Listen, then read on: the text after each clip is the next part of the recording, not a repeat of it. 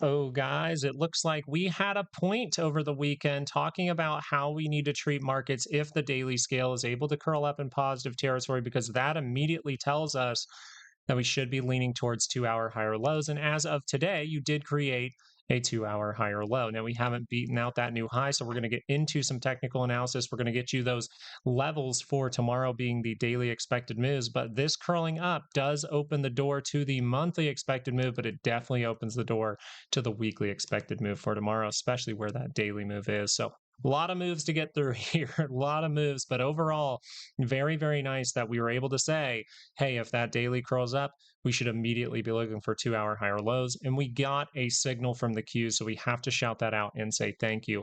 Now we're going to get you daily expected moves in this video, but remember, we're going to go over these bigger time frames over the weekend. We are going to have 2 videos this weekend, so I hope that that encourages you to subscribe, to give this channel a chance. Or if you found this video helpful, if you found videos from this channel helpful before, think about subscribing at this time, because it's a great time to be able to learn about markets while we are getting towards some critical levels for 2026. As we look at this, though, Patreon members, remember that the daily expected moves for Friday will all be sent out in just a few hours. So let's hop right into it, guys. Let's look at the 2 hour chart and let's say what?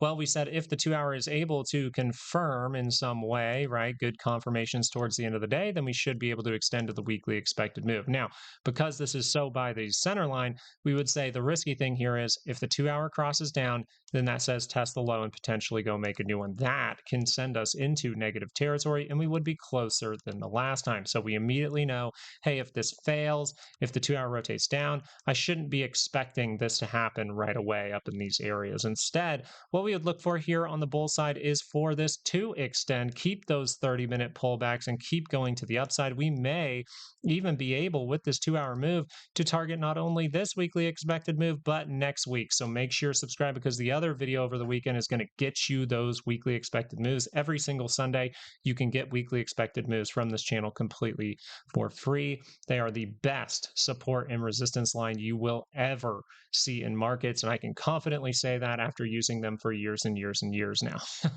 They are something that I completely changed my trading to work around, because they are so helpful. You know what else is helpful? Understanding that this is in a 30-minute positive trend, understanding that we took out some critical 30-minute levels. Now, we would like to take out this one, but you were able to go positive. So if this isn't going to keep squeezing and you're not in this, right, and the 30-minute rotates down, obviously, if this is rotating down, we're not going, oh, yay, I'm going to take a bullish play. But if that rotated down to the daily expected move, right, we see that 756.10, 756.16 going to be a heavy resistance area for the end of the week.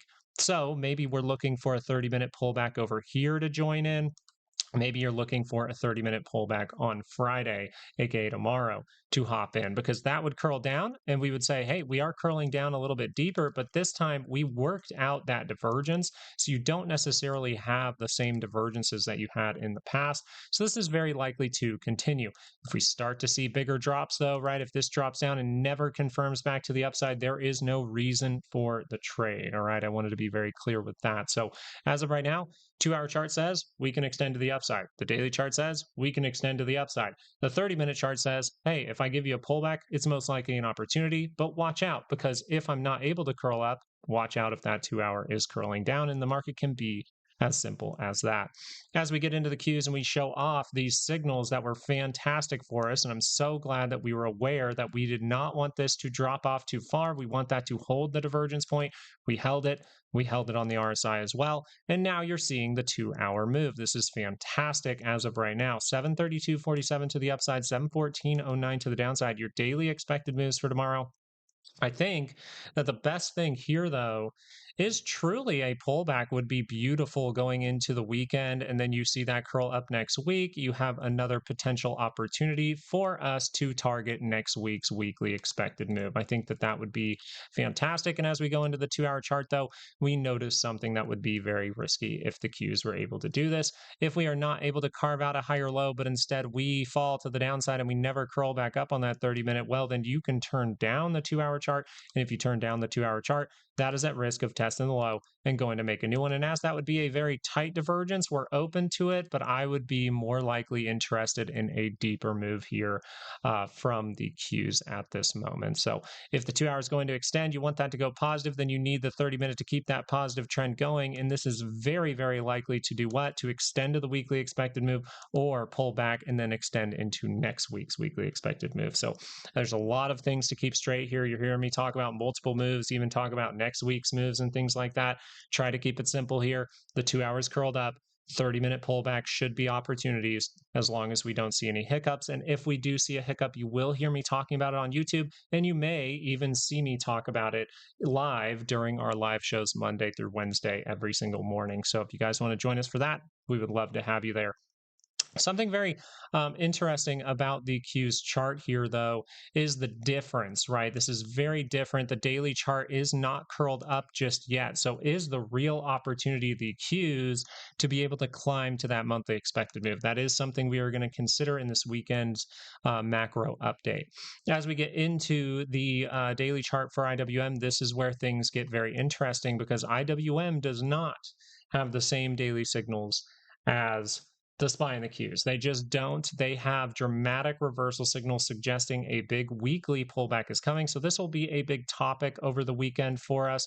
But if we're able to curl up in positive territory, then what happens? Well, we curled up over here, we made a new high. We curled up over here, we made a new high. So if we curl up over here, we're very likely to continue to make another new high. So that will be very, very critical for us to understand. As far as it goes, though, we notice that we are above the annual expected move. That means IWM taking any kind of big play to the upside right here, betting the house on upside right here is very, very risky. This is a much lower percentage area to end by the end of the year than below this level. It is very likely that from these levels, we are going to set up some kind of reversal signal, and we already have for IWM. We're just looking for the SPY to potentially go higher first.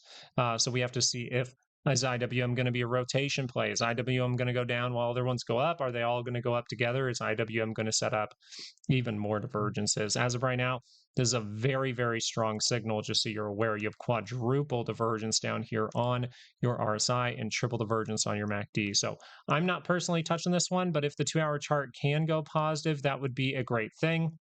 But remember, this actually is the full head and shoulders playing out. We actually didn't break this low to make that happen. So the very likely thing here is we are going to go up and make a lower high for IWM. So we want to consider that with IWM, but is the 30-minute really showing us a ton of weakness? Well, because of the buyers in there, we want to consider extension for the 322 mark. And we also want to consider a pullback would not necessarily be a really bearish thing, at least for the meantime, right? So if we pull back down into 294 and we're able to curl to the upside, we actually can continue the positivity here for IWM for a little bit of time. So I wanted to mention that. Very important we go over volatility though. So for IWM, I do talk about this one a little differently because of those daily signals. So I think the overall better plays or easier to manage if something goes wrong plays would be the SPY, would be the Qs. And I think the Qs are the best. And that's why that is the one that I decided to take for those signals we pointed out just a bit ago. As we go into volatility, remember we were looking for volatility to get crushed going into this session. And guess what? We didn't want that thing to pop off, right? We wanted that to get crushed. We did not want the 2 hour chart to be able to curl back up. We wanted the 2 hour chart to get crushed. So as of this moment, we notice that the 30-minute is very, very deep here. So can we see an upward move to start off Friday? And can we see that come down? Because as of right now, you're in a negative trend. This overall, the best way to look at volatility and what it can tell you is continuation here for the 30-minute chart is very, very highly probable. But we always like to point out a risky thing. What keeps risk mitigated? What keeps me out of putting my foot too much on the gas at certain points, especially a pivotal point when IWM is showing potential reversal signals, right? On the macro scale? Well, it's very simple. If the 2 hour chart's able to curl up at any point, then that can go positive still right now. So if this is able to curl up tomorrow, the market's going to be risky. But if it can get crushed instead and completely get crushed here, we can spend some time down at this 1504 and then see what happens later on, because we still have this lurking macro signal overall on the daily scale that did not confirm to the upside here for the VIX futures, but we have plenty of room to still create a divergence. We could truly go up with the market for another week and a half before seeing that turn up and confirming some kind of divergence. So we just want to keep intact that this is there, but it looks like the overall SPY is trying to make some sort of 2-hour higher low, and it has confirmed a 2-hour higher low. And considering that confirmation and the 30-minute chart and everything else we went over in this video, we would say that this 2-hour should be able to extend to the upside, maybe even get a nice squeeze over here, maybe curl back,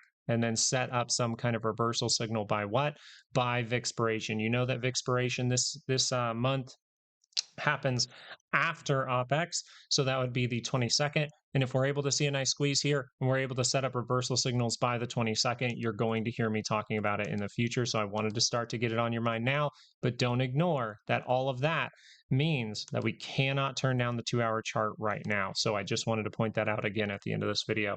It looks like the SPY is doing all the things it needs to do to try to climb to that upward monthly expected move. If we're climbing up to that monthly expected move, then we always have to consider that we may be getting to 800 a little bit quicker than we think. So thank you guys so much for watching this video. I hope that this update does in fact help you out. I really do hope that these type of talks and these talks about potential moves and these talks about confirmations all do help you.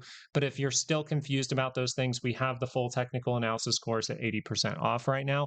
That is going to be the most beneficial thing to actively, like immediately, quickly change how you view markets to bring you more success and make those type of things match how you see money. And you can come to the live show next week.